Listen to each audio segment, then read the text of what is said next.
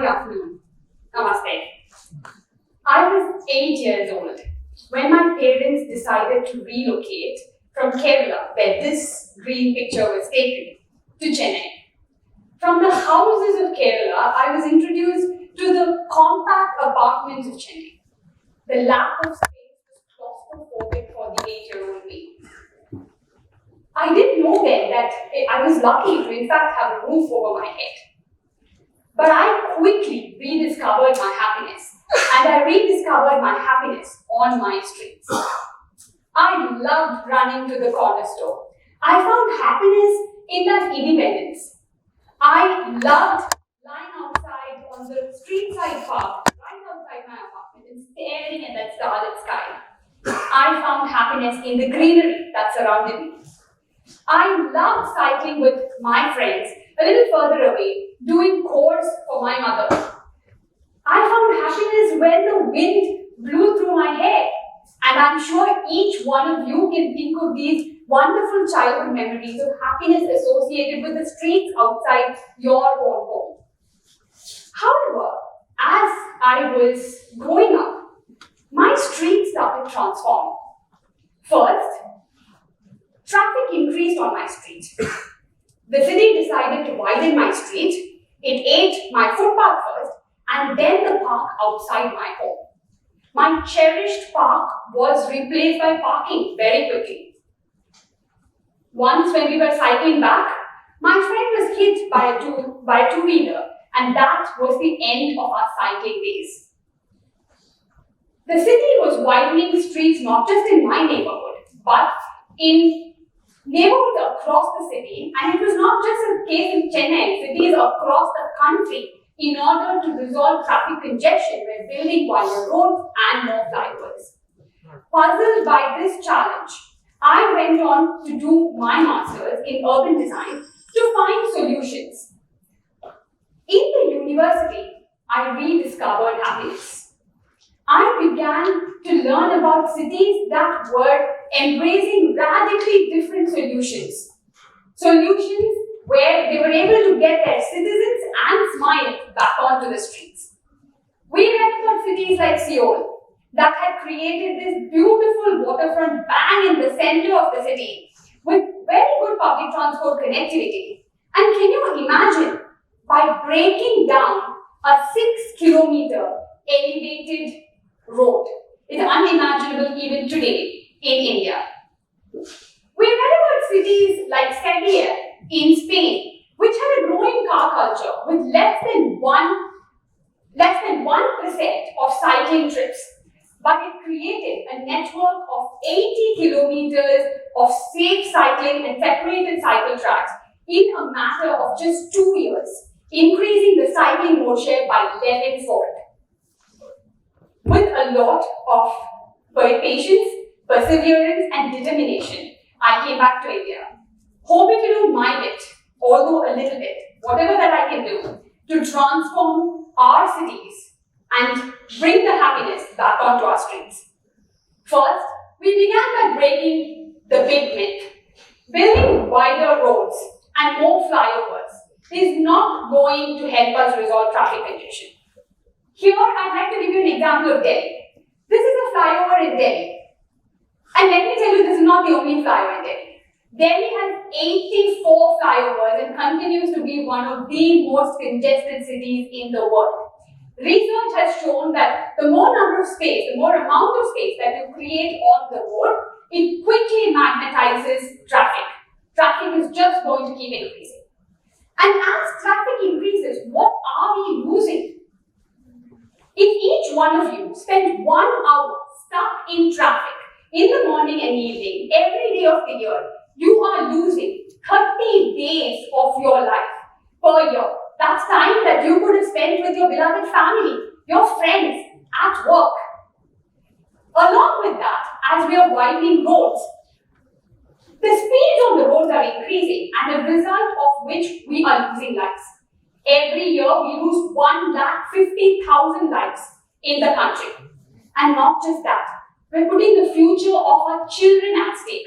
Young children below the age of 5 years breathe they're taking 2 to 3 times more the number of breaths per minute. And these children will grow up not only to have stunted growth, but also poor cognitive ability. It is impacting the future of our entire country. So, how can we make sure that our citizens are able to move in our cities by efficiently and effectively without destroying our planet?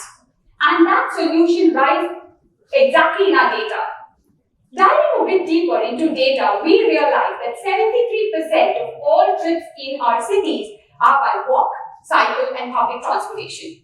Yet, we tend to ignore these modes of transport and focus only on moving the 5% of trips which happen on cars.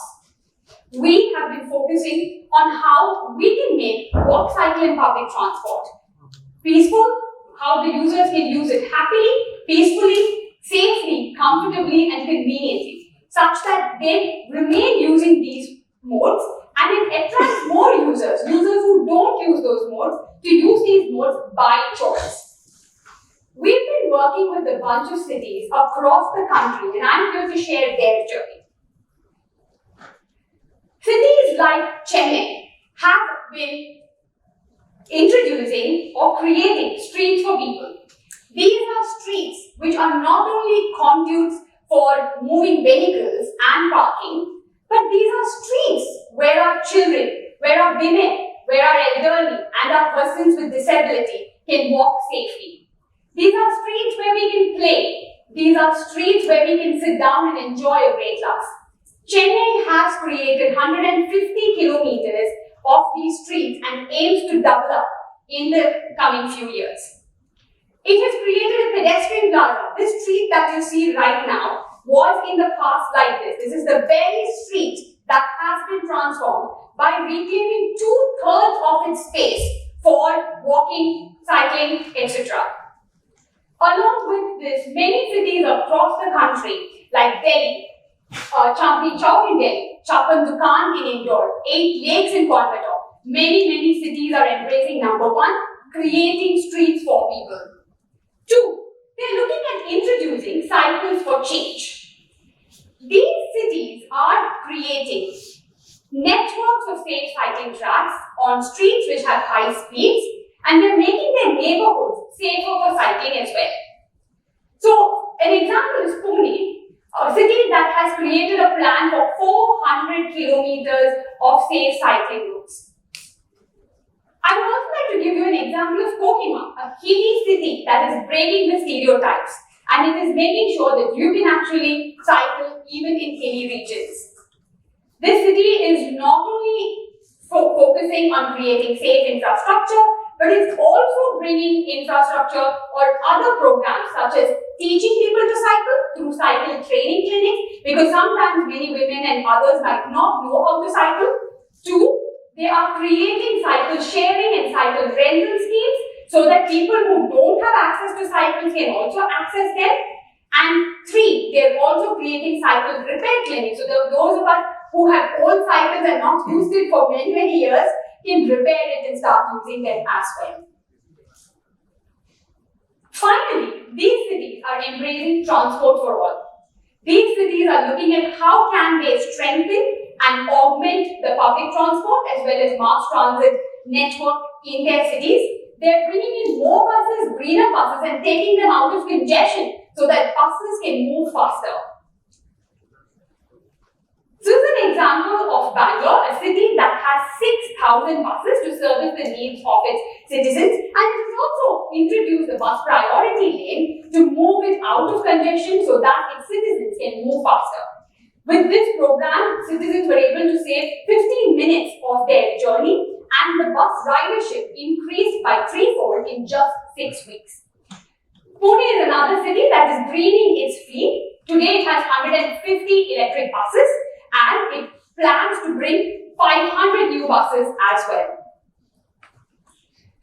So, as we stand here and as we look at these cities, over the last decades, a few of these cities have taken action in the right step. At the brink of this decade, we need to do much more. This is the decade of scale up. So let me share with you the journey of how these cities reached here. These cities inspired their decision makers, political leaders by showing change on the ground. And as you can see in this picture, they did this very, very quickly by first just using very cost-effective, quick measures. This is an example of Kohima, which just in 72 hours transformed a parking lot right in the heart of its city and converted it into a public space where they had a piano in the center, where people were singing and where children were happy. Next, as the inspiration is set in, they looked at how they can catalyze this inspiration into creating tangible transformation on the ground.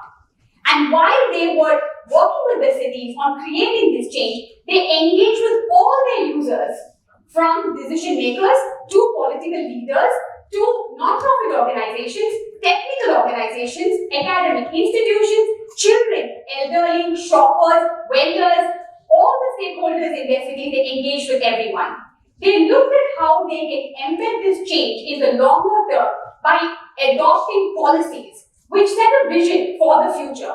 And finally, they are investing in building their own capacity of the staff by expanding and focusing on setting the right institutions as well.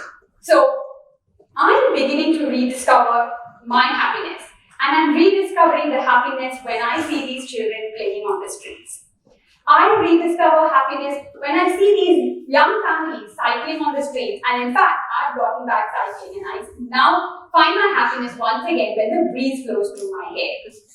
I'm rediscovering happiness when I see women confidently moving across the entire city, even at night. As I stand here, I request each one of you to do your bit in supporting your cities, create streets for people, introduce cycles for change, and embrace transport for all. We can do this just like Mahatma Gandhi said. Let us be the change that we want to see outside.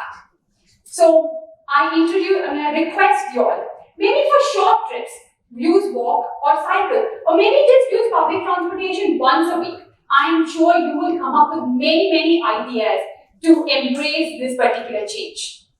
As Helen Keller said, alone we can do so little, but together, if we all come together, we can do a lot more. Let us rediscover happiness on our streets, and let us ensure that our children rediscover happiness on their streets. Jai Hind.